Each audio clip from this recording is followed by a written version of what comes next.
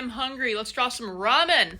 Alright, pull up your sketchbooks because we've got a longer video this time. As usual for these kinds of things, I won't be talking too much, but I'm gonna pop in here and there just to comment on what I'm doing, explain the art a little bit. So, I haven't had ramen in a while. When I mean ramen, I mean real ramen, because, okay, technically I did have some a few days ago, but it was like one of those vegan, trying to be healthy, organic, microwavable cup of noodles things, and it tasted really weird, and it smelled really weird. I need to get myself some real ramen again. I used to eat those regular cup of noodles things, top ramen, beef flavor, but even if you get rid of the flavor packet, which is the super horrible, unhealthy part, right?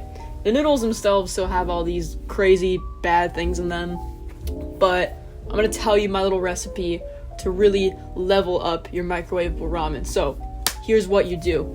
You get your favorite flavor ramen, you cook it, you put it in a nice bowl or like a mug or something, and then you add only a fourth of the seasoning packet, alright? Because that stuff is bad, and we're gonna replace it. We're gonna replace the other 75% with some really cool stuff. So, you chop up a few baby carrots, sploosh them into the ramen while it's still piping hot, because they gotta get nice and soft and absorb the broth. And then, you add fresh chopped scallions. So good. And now, we're gonna season the broth a little more. And fair warning, we're not gonna use standard measurements. We're gonna use what we say in Cuban Spanish, which is un tin. You're gonna add a tin of a lot of stuff, which is basically like a pinch. So, listen closely. Garlic powder, onion powder, cumin, black pepper, chili powder if you're not a coward. Stir that all up, and then if you're feeling real fancy, you fry an egg and you add that, and it's incredible. Now here's what you don't do, because it has to be said for some reason. What you don't do is add ice. I was in this group chat of artists a few years ago, and they all added ice cubes to their cup of noodles, which is depravity. Don't do that. Just do what I tell you, and it'll be good. Alright, I'm gonna shut up about ramen. What we're gonna do now is talk about the art. So, we're working with COPIC markers, and then what we're gonna do after that is, like last time, we're gonna layer it with colored pencil over. Add some more blending, add some more highlights, just what I like to do. I had zero clue what I was doing with the colors this time. I mean, I say this time, that's kind of all the time. I don't really plan things, so, we just kind of figured it out as we went along, so hope you enjoy. So, my idea here with the base coloring was to just block everything in very simply at first. So, I'm not yet drawing any individual noodles yet. We're just working with this big yellow blob to plan out the composition of everything. Sometimes when you start with details too early on, you can lose sight of spacing and proportion and end up with something that just looks really wonky, or I don't know if you've ever had that thing where you run out of space on the paper to include all the parts that you want to include. That's happened to me so many times. So I find it really helpful to just kind of block everything out spatially and then start with the details. Also, as you can see, I'm starting off with relatively light colors. That's because dark colors are way less forgiving, especially when it comes to alcohol markers. You can't just erase them. So I like to start really light and then carefully choose darker regions later on in the process.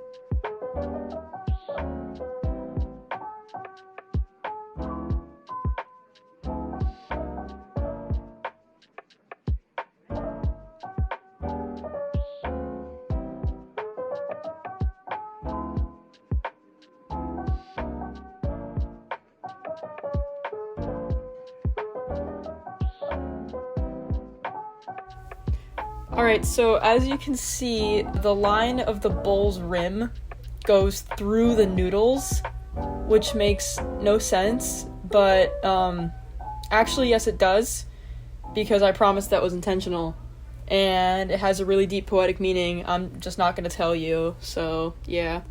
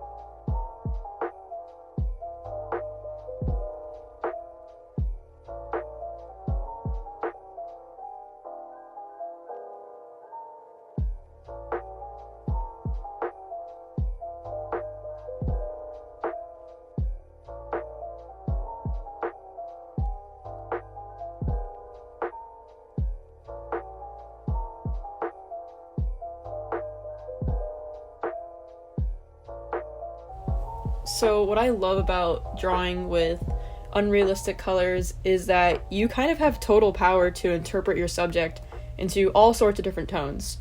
So, you know, you don't like the color of something, just ignore it. Change it. Like the scallion things in this bowl of ramen. You're green? No, you're not. You're blue now.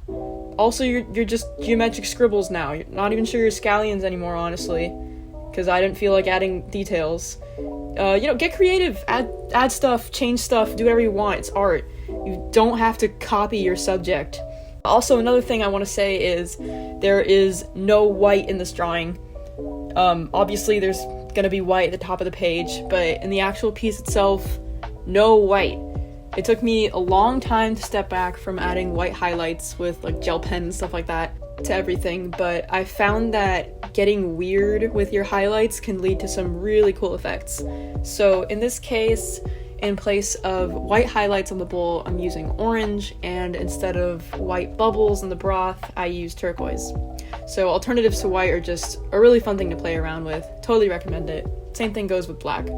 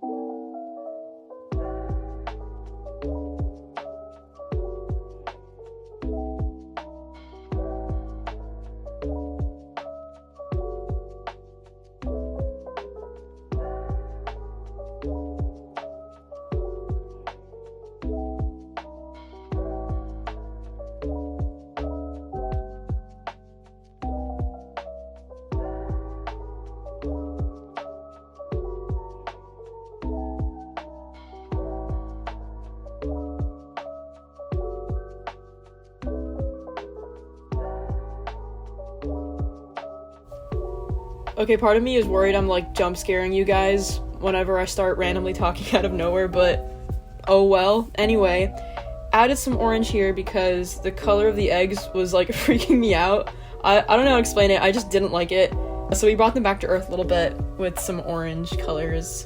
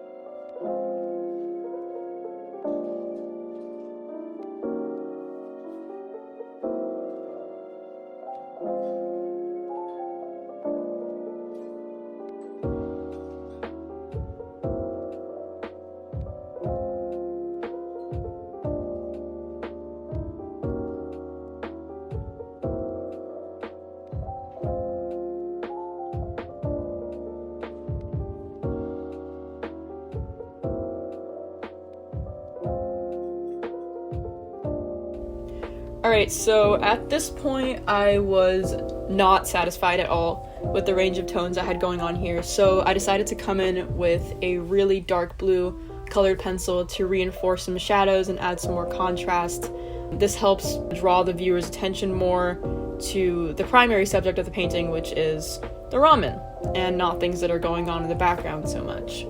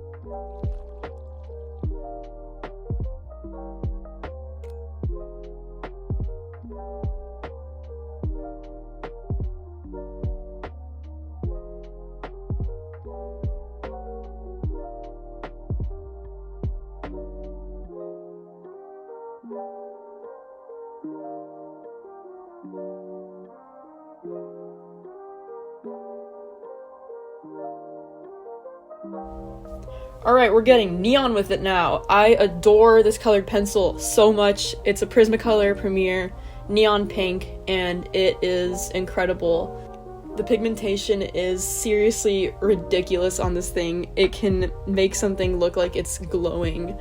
Other than that, I'm just adding a few final touches and then finishing up this piece. Really, it was just fun, silly exercise piece. Working with colors, having fun. Just trying to get more used to traditional art. It's been a while since I've really spent a lot of time with traditional media, so I've been trying to spend a lot of my time sketching by hand, which has been a lot of fun. Hope you enjoyed, and I will see you later. Bye-bye.